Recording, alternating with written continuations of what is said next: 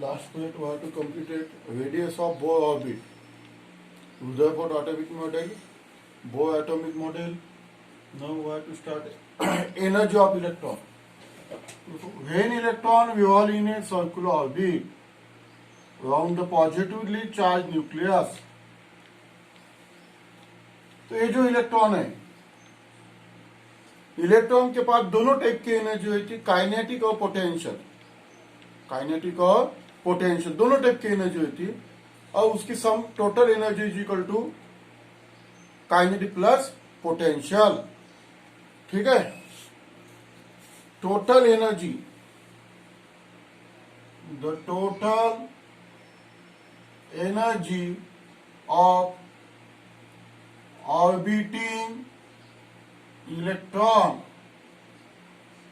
is sum of kinetic energy and potential energy.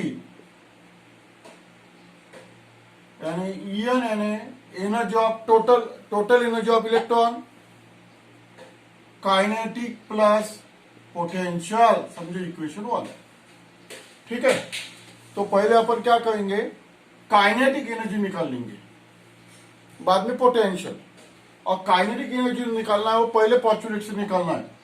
Late ME be mass of electron, जो electron वाला उसका mass, RN be radius of nth orbit. समजा electron तो nth orbit मध्ये फिरत आहे, RN म्हणजे काय झालं त्याचा radius, VN be velocity of electron, velocity of electron in nth orbit, त्याची वेलोसिटी व्हीएन म्हणजे, समजलं ना। तर एमई म्हणजे मास ऑफ इलेक्ट्रॉन, आरएन म्हणजे radius of nth orbit, VN म्हणजे velocity of electron in nth orbit. तो पहले काइनेटिक एनर्जी निकाल लेंगे। तो according to first postulate,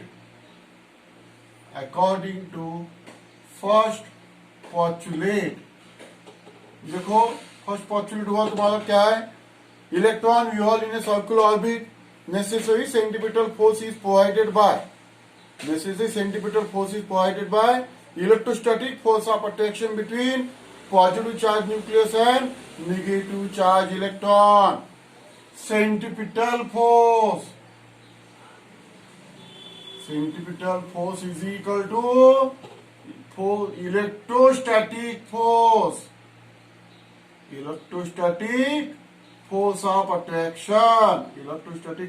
of attraction, तो सेंटीमीटर फोर्स का फॉर्मूला क्या है, m v square upon r, me n r is equal to 1/4 pi epsilon 0, 1/4 pi epsilon 0 e square upon rn square. This is the formula of electrostatic force. तो rn cancel होगा, me vn square is equal to 1/4 pi epsilon 0 e square upon rn, epsilon 0 म्हणतात permittivity. हा जो formula काढलेला आपण इलेक्ट्रोस्टॅटिकचा force of अट्रॅक्शनचा, हा coulombs लावून काढलेला आपण मागच्या पेपरला दाखवून सांगितलेला आहे। Now kinetic energy of electron, काय फॉर्म्युला कायनेटिक एनर्जीचा, हाफ एम व्ही स्क्वायर।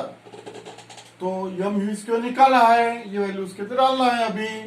ठीक है, तो ये आ जाएगा फॉर्मूला अपना K E, therefore K E is equal to half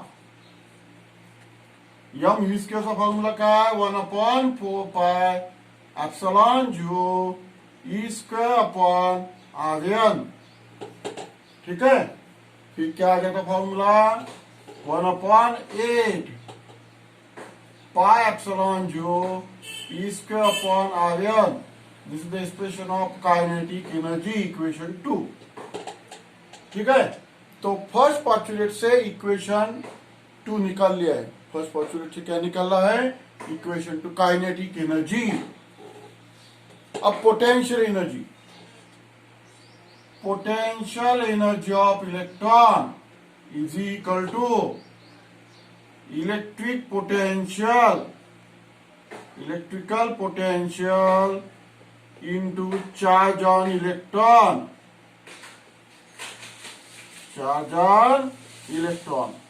देखो ये जो न्यूक्लियस के अंदर proton say positive charge, electrons is revolving in a circular orbit, ये जो पॉजिटिव चार्ज है plus he it provide a necessary, ये इलेक्ट्रिक फील्ड प्रोड्यूस करा. हा जो पॉझिटिव्ह चार्ज आहे याने इलेक्ट्रिक फील्ड तयार केलेली आहे आणि त्या इलेक्ट्रिक फील्ड मध्ये हा इलेक्ट्रॉन फिरतोय. तर हा जो फॉर्म्युला आहे इलेक्ट्रिक पोटेन्शियल, तर हा इलेक्ट्रोस्टॅटिक मध्ये येईल. तुम्हाला इथे डायरेक्ट लक्षात ठेवायचं आहे 1/4πε0 E/RN प्लस ई म्हणजे charge on electron into charge on electron minus E. तो P is equal to -1/4πε0 E²/RN equation 2 हा झाला.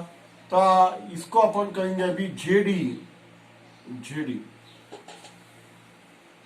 इसको भी जेडी कहो और इलेक्ट्रोस्टैटिक के भी जेड डाल दो. ये हाँ जेड छूट गया था जेड. तो देखो पोटेंशियल एनर्जी, तो this is the expression of potential energy. Z यानी एटॉमिक नंबर, जेड यानी क्या है एटॉमिक नंबर. ठीक है, ये जेड डाल दो इलेक्ट्रोस्टैटिक फोर्स ऑफ अट्रैक्शन के अंदर जेड डाल दो तुम. तो अभी टोटल एनर्जी निकाल लो. टोटल एनर्जी ईएन यानी equation 1, form equation 1. EN is equal to क्या है इक्वेशन 1 के plus P 1/8πε0 ZE²/RN.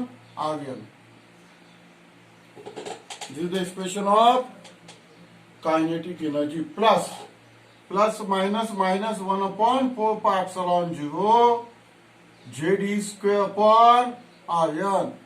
Other potential energy का common निकते 1/πε0 ZE²/RN 1/8 minus 1/4 πε0 ZE²/RN into minus 1/8.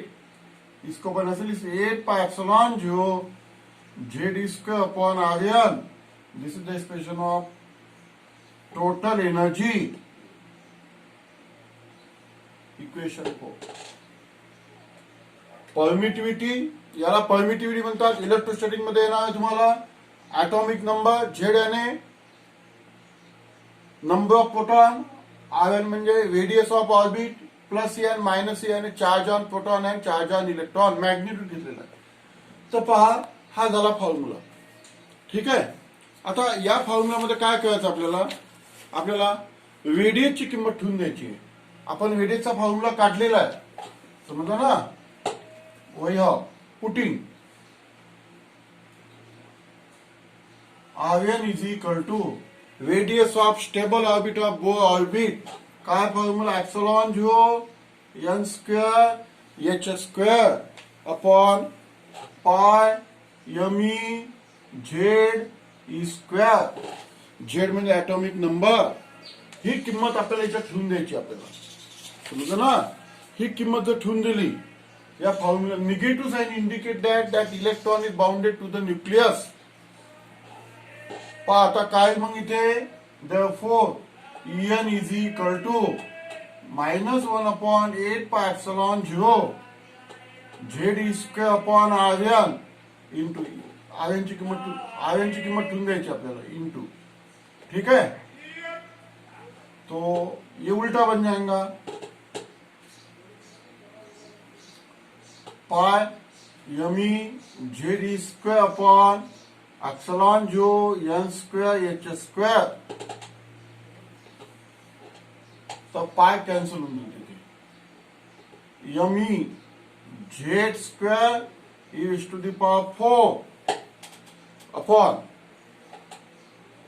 Upon काय 8 ε0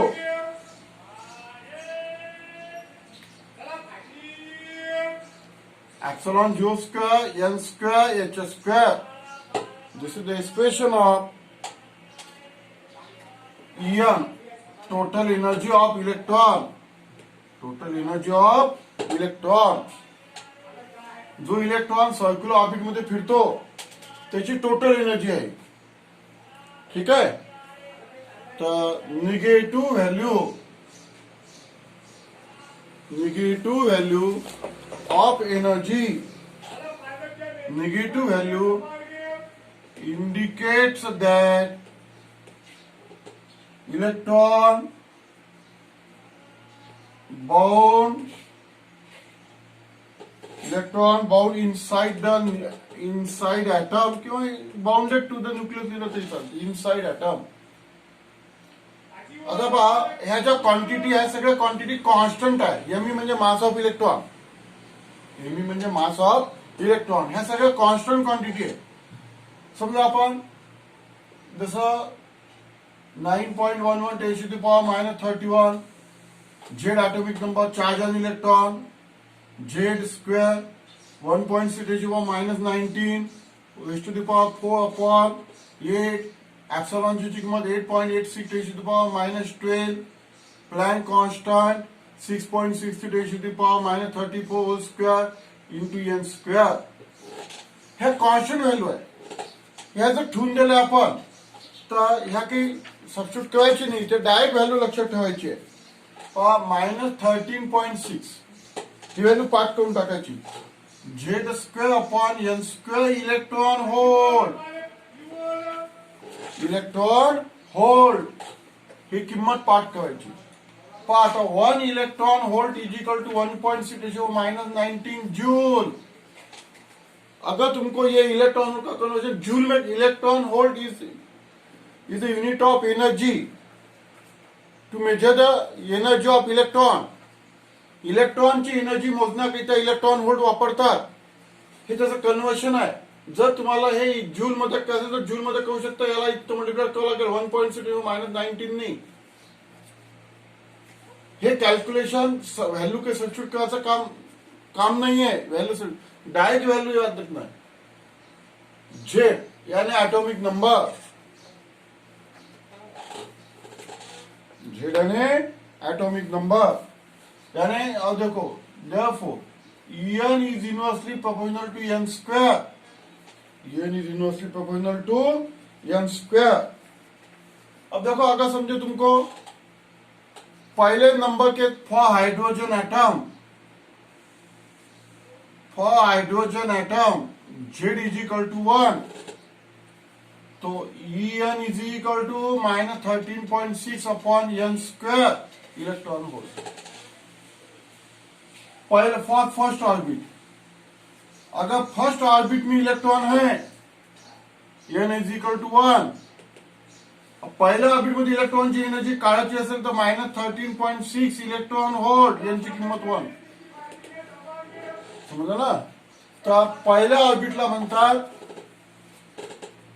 ग्राउंड स्टेट. सगळ्यात कमी एनर्जी इथे ग्राउंड स्टेट मध्ये असते. The first orbit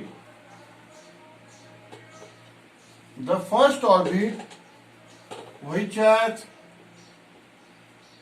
minimum energy, first orbit is called as a ground state. पहिल्या ऑर्बिटला ground state म्हणतात की ज्यामध्ये एनर्जी कमी आहे.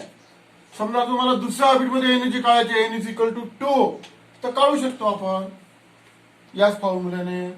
E2 is equal to -13.6 upon 2 square electron volt. N is equal to 2.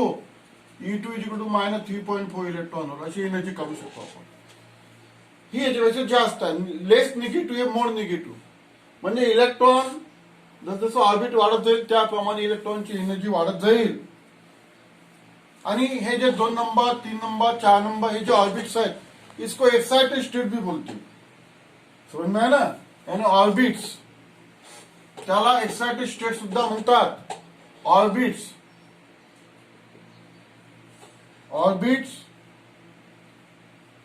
With higher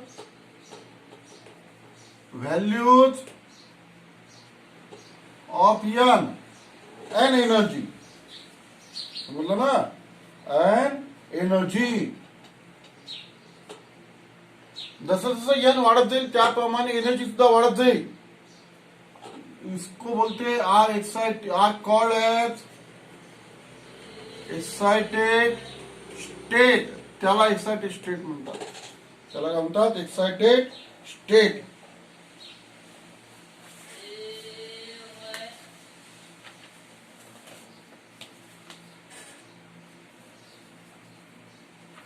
पहा आता अशा पद्धतीने तुम्ही 3 नंबरच्या ऑर्बिटल एनर्जी काढू शकता, 4 नंबरच्या ऑर्बिटल एनर्जी काढू शकता.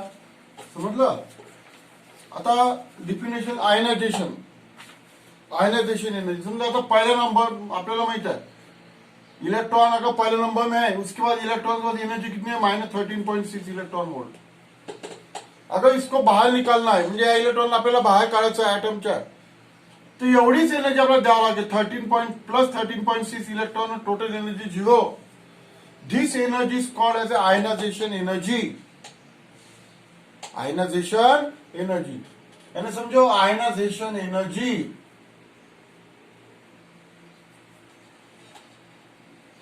आयनाइजेशन एनर्जी समझ में है ना? अगर पहले इलेक्ट्रॉन को पहले ऑर्बिट के इलेक्ट्रॉन को बाहर निकालना तो कितनी एनर्जी सप्लाई करना पड़ेगा? +13.6 इलेक्ट्रॉन वोल्ट. समझ में है ना? तो इसको बोलेंगे ionization energy. The minimum amount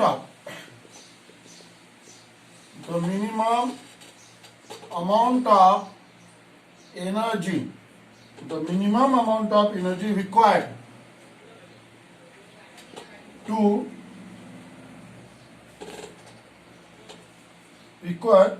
electron, minimum amount of energy required to electron in the ground state,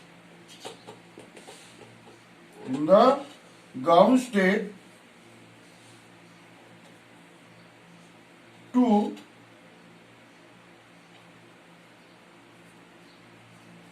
free form atom.